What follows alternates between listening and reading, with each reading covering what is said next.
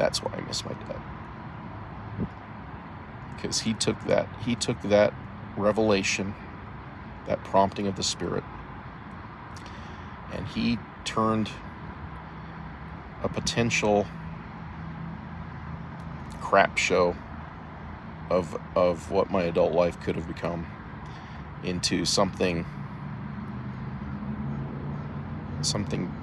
much better than it was on track to become.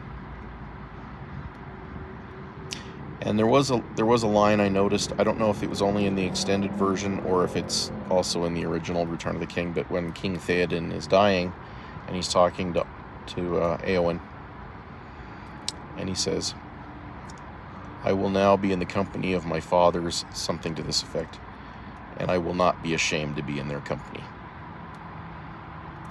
Because he knows he's kept his honor and he's died with valor. I won't be ashamed. I will now join my fathers, and I will not be ashamed to be in their company. And one day, when I am called home to the other side of the veil, I hope to be able to say that I will now go and join my father and my fathers, and I will not be ashamed to be in their company. I want so badly to make them proud of me, because they were all such good people.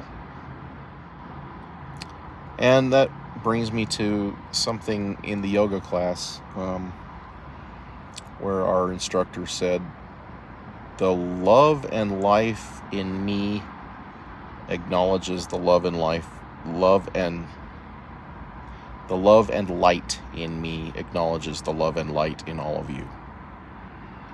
It is part of the little final benediction where you all say namaste. There's some spirituality involved in yoga that's kind of cool. But it has me thinking about intention, the power of intention. I know there's a lot of people out there that feel like we've never been more politically divided. We've never been more polarized. And when one side is in charge, all the people on the other side feel like we're living under a fascist regime. And then when the other side takes power, all the other half of the country feel like we're living in a fascistic regime. I give the benefit of the doubt to everyone, for the most part.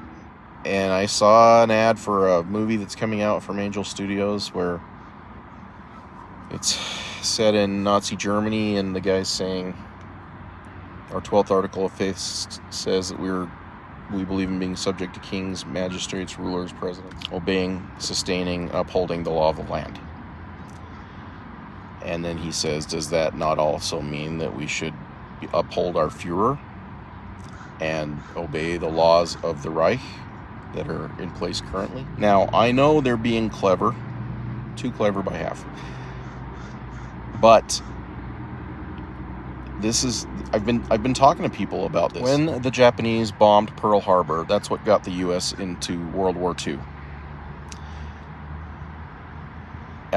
In the April of 1942 General Conference, J. Reuben Clark of the First Presidency read a First Presidency letter, which said, in part, I'm paraphrasing, it was a 45-minute long talk where he was reading this First Presidency letter. Basically, it said, we are a worldwide church. We have Latter-day Saints on every side of every conflict around the globe right now. We instruct you not to be conscientious objectors. We instruct you to live, if you get drafted by the laws of your government, serve your government. Obey the law of the land you live in.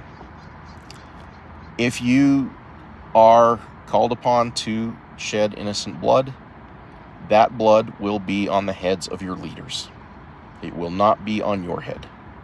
because you are obeying the law of the land, as we have taught through modern revelation.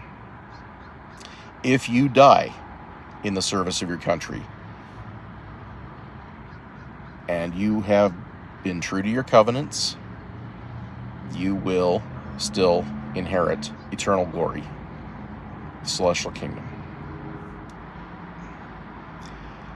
That was 1942. They were talking to Latter-day Saints in Japan, in Nazi Germany, and in America, and in everywhere else in the world. Italy. And they were saying, do not resist. Don't rebel against the law and order of the land. Don't be part of the resistance. Now, I know that same principle, until further notice, applies today. If you feel like you need to resist the duly elected government in whatever land you live in or state, just know that you are not held accountable if you're sustaining the law of the land. Yes, there is the saying about the best way for evil to win is for good men to stand by and do nothing. But there is also the scripture, be still and know that I am God. We are in a complex world now.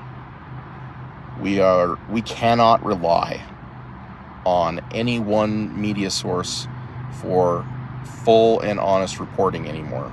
We don't get objective journalism. It is nowhere to be had. Every news outlet has an agenda, and they are not above withholding truth. They are not above exaggerating things, burying the lead. So read your scriptures, pray, and until further notice, until the leaders of the church actually tell you that it's time to take up arms and rally around the standard of liberty, the government of your country, and I'm looking at you, Americans, that is the standard of liberty. Okay? And I'll just come out and say it. I know half of us Latter-day Saints cannot abide President Trump. Half of us have Trump derangement syndrome, and it's not your fault. You have been lied to.